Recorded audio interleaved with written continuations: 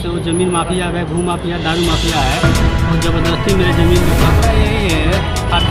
2017 से लेकर और अभी तक केस चल रहा है न्यायालय में, 9 में यहाँ तक चल रहा है। इस सब कागज़ में साक्ष्य है।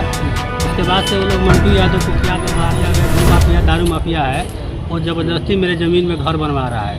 8 साल में एक भी बार कोर्ट में नहीं आए हैं कि भाई हमारा ज़मीन है, ठीक है। तो 8 साल में उसको आना चाहिए कि भाई हमारा ज़मीन है। ज़मीन विवाद के फैसला जज साहब नहीं करेंगे।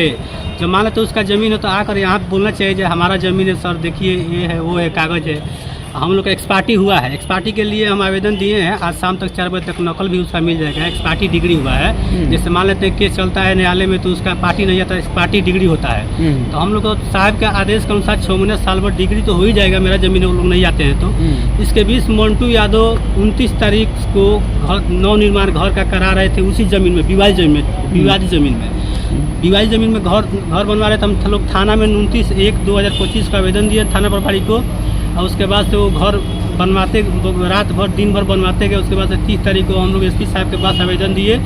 उसके बावजूद वो घर नहीं रोक पाए, फिर बनता गया घर।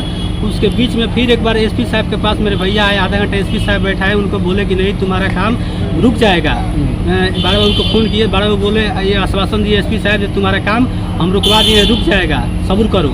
हम लोग काम के लिए हम लोग रुक गए। रुकने के बाद वो क्या हुआ, 7 बजे संध्या करीब टाइम की 7 तारीख को नहीं, इसमें आवेदन में होगा, रुकिए देखकर हम बताते हैं कितने तारीख को।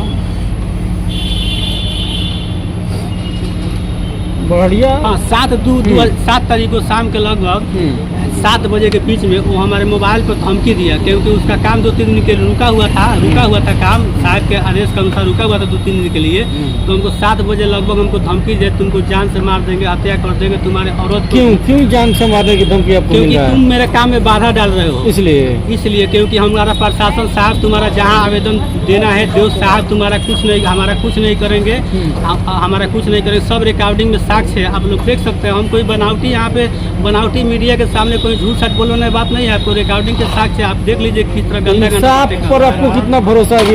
साहब पर तो भरोसा, देखिए एसपी साहब पर तो भरोसा था हम लोग का। 3 दिन से दौड़ रहे हैं, एसपी साहब फोन करके बड़ा से बोल रहे हैं कि काम को रुकवाइए, लेकिन थाना प्रभारी नहीं बोल रहे हैं। थाना प्रभारी को आवेदन दिए, कल आवेदन दिए, तो उस पर छोटा मोटा एक FIR किए हुए हैं। और हमारे साहब जो है यहाँ पे एसपी साहब कल फोन से बात की है तो वो बोले दरोगा साहब बोले कि हम FIR कर दिए हैं लड़का को।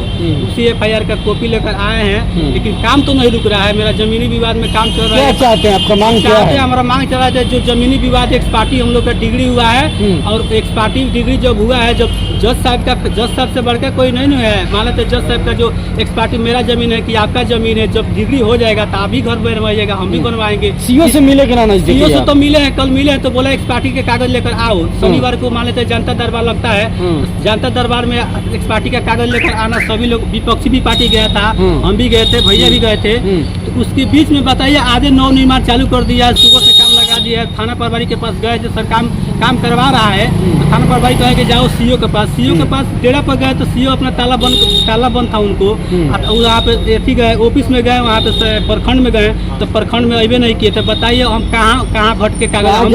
आप फिर आए हैं? आज हम फिर आए हैं समरालय में, साहब से मिलना है, एसपी साहब से मिलना है।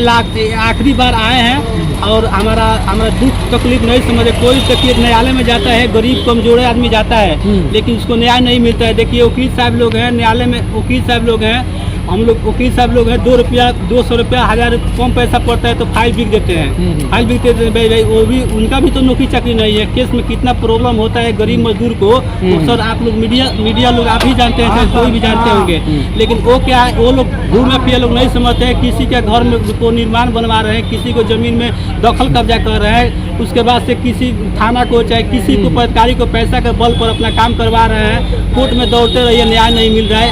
हमारे ऊपर नहीं, ये बहुत सारे के ऊपर ये देखने को मिल रहा है। कोर्ट कचहरी में कौन आता है, देख रहे हैं गरीबी लोग आते हैं। आखिरी में क्या इंसाफ के लिए आप बात करेंगे? इंसाफ के लिए यही चाहते हैं एसपी साहब से और डीएम साहब से और हमारे मुख्यमंत्री श्री नीतीश कुमार जी से और हमारे दिलीप जायसवाल जी से, जो माननीय भूमि सुधार के मंत्री हैं, नंदकिशोर यादव जी स्पीकर है। बहुत सारे मंत्री हमारे गर्जियन पटना में बैठे हुए हैं। अगर यहाँ से न्याय नहीं मिलेगा तो वहाँ हम जाकर वहाँ से न्याय एकदम 100 है, वहाँ से हमारा न्याय मिलेगा। यहाँ से सब साक्ष्य मीडिया के सब साक्ष्य सबूत लेकर वहाँ हम जाएंगे, कल परसों जाएंगे। इसके बीच में हमको अपराधी घूम या से खतरा है। हम घर से भागे इधर उधर भागे फिरे रहते हैं। हम इस समरालय में रहते हैं, 2-4-5 कागज पत्र निकालते हैं। हमारा नाम संदीप कुमार यादव है, घर काली छपरा, पोस्ट मारूपुर, थाना बड़ैया, जिला सिवान है।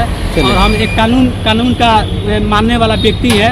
और वो लोग भू माफिया, दारू माफिया, जमीन को हड़पने वाला है, वो सब व्यक्ति है। इसके अलावा भी बहुत सारे हमारे जमीन हमारे पकड़े हुए हैं, सब उसको देना पड़ेगा। ये भू माफिया लोग का तांडव नहीं चलेगा बिहार में।